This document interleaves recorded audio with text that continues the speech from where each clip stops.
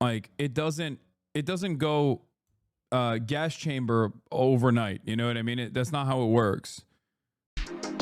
Holy, that is so crazy.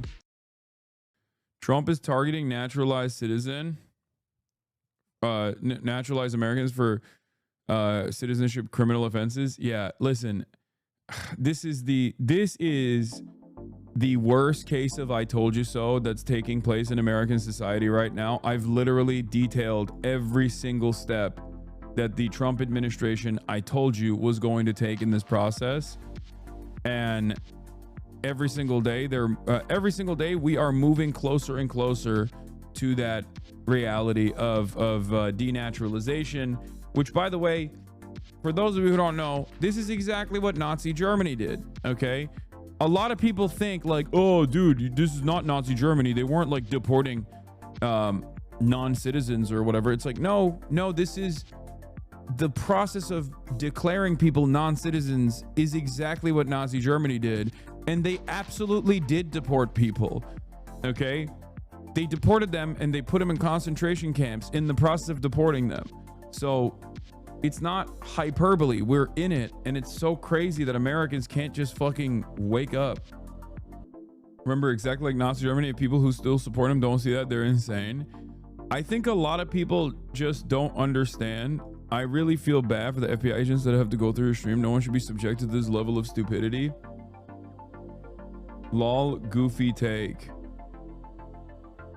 Okay, guys, I don't think you understand.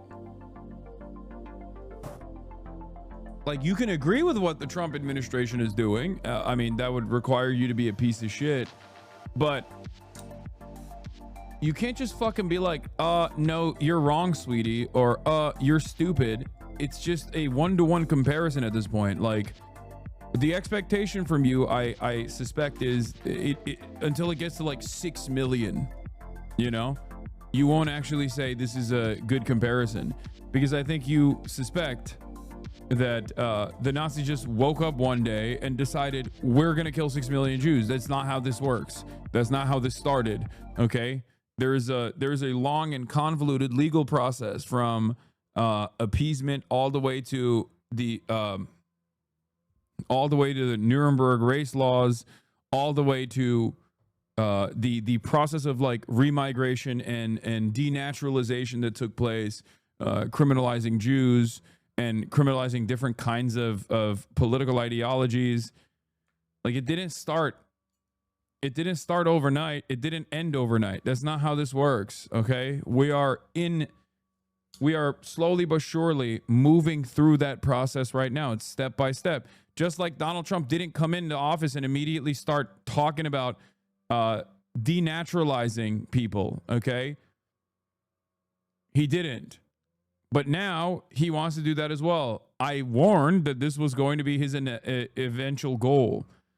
But now that like the Supreme Court has offered him a tremendous power, where basically the only way to combat this kind of thing by executive mandate is to take it all the way up to the Supreme Court, launch a class action lawsuit that literally has every single person that it wronged party in it, take it all the way up to the Supreme Court with the hopes that like the Supreme Court will take it on, allow the class action lawsuit to continue as a class action lawsuit, and then also will work against the Trump administration, when in fact we have seen they have not actually done that. That's the real reason why the lower courts no longer have injunction powers, as I covered extensively last week, and I'll be talking about more today. So very low likelihood that the Supreme Court will allow or the Supreme Court will rule against the Trump administration, unless it's like directly impacting capital somehow. My father is the son of a half Jewish German World War II refugee, and he doesn't see the parallels. I guess as long as it's not coming after him, he doesn't care. That blows my mind, especially if you're Jewish. Like, when you like Jewish people will be like, oh my God, you said death to the IDF, that's the Holocaust. But then you're literally facing down the barrel of a second Holocaust happening, and you're like, nah, that's not. Like, how is that possible? This is not even like a never again, not never again just for Jews moment. It literally will happen to Jews as well. What the fuck? I think it's a good comparison for what is actually happening, but I'm not sure it's the best way to explain it to normies. Directly comparing it to the Holocaust is met with overreaction from normies. No, I think it's a pretty good comparison, because what you can describe to them is that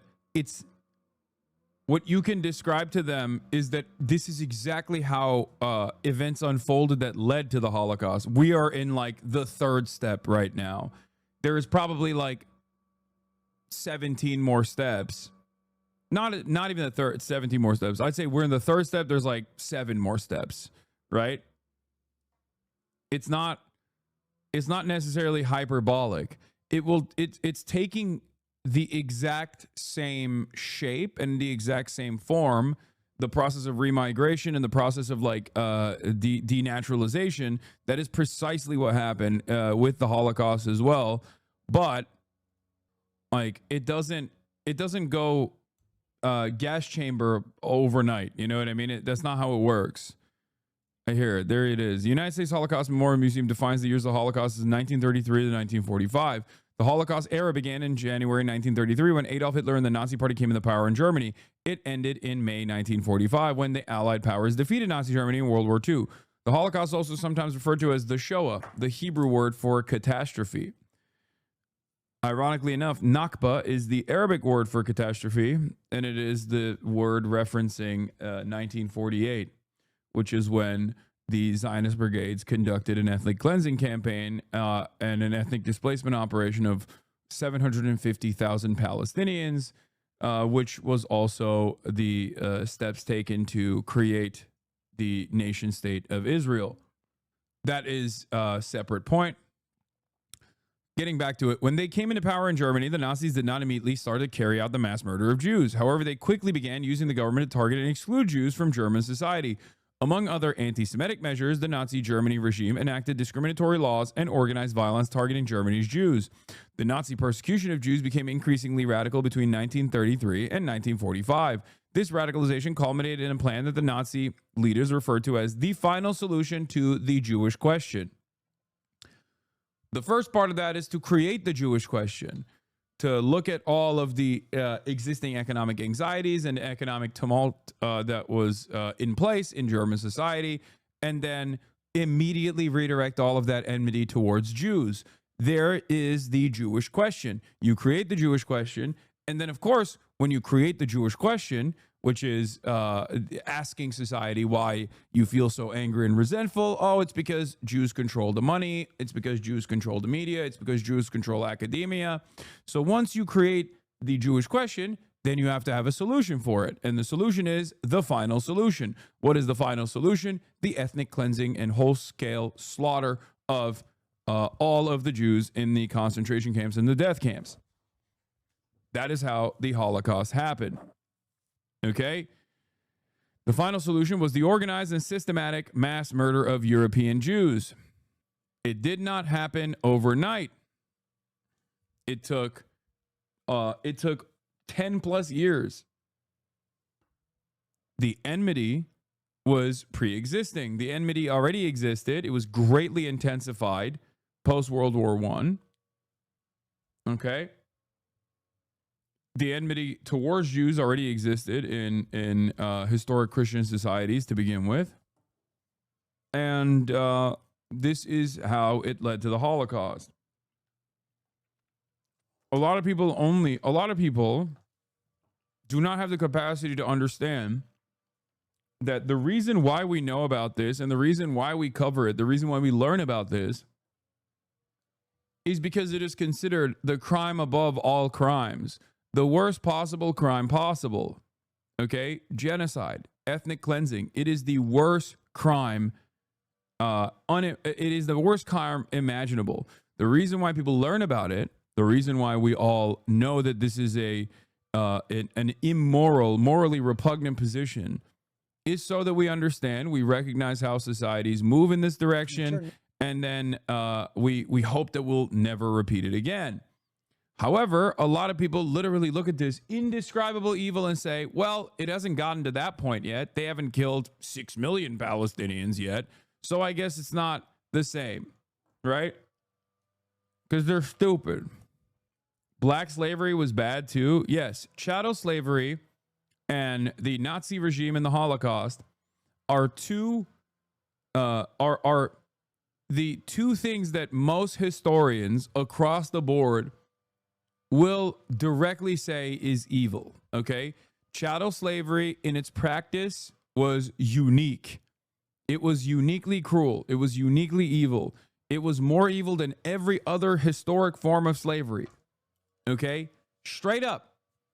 Which is precisely the reason why most historians, while most historians won't actually offer any sort of like determination and simply just repeat and simply just explain events of history, the Holocaust and chattel slavery are the two things that most historians will openly say is really fucked up. This does not mean that there aren't also additionally cruel practices that even Germany and Belgium and many other European countries engaged in Africa and the African continent that would be akin to the Holocaust. Absolutely. Having said that, those are the two things that people recognize as like deeply, deeply immoral. Historians even. Anyway. Why am I talking about this early? It's not even 11. It just turned 11:09 and I'm already talking about the Holocaust. Well, it's because we are in it, okay? We are in the early stages of America's Nazi regime. And just like the Nazis hosted the Olympics in 1936, we are also going to be hosting the fucking World Cup in the United States of America. History oftentimes doesn't immediately repeat itself, but it often rhymes. However, in this circumstance, it is quite literally fucking repeating itself. So, the Olympics and the World Cup, exactly. Another place that hosted the World Cup was Argentina. During the military junta and its disappearance regime in Argentina, they literally a fucking mile down the road from one of the largest political dissident prisoner, one of the largest prisons for political dissidents. Argentina was hosting the fucking World Cup a mile down the road. You know, what a time to be alive. Junta, sorry, not junta. Junta. So, god damn, dude, holy shit.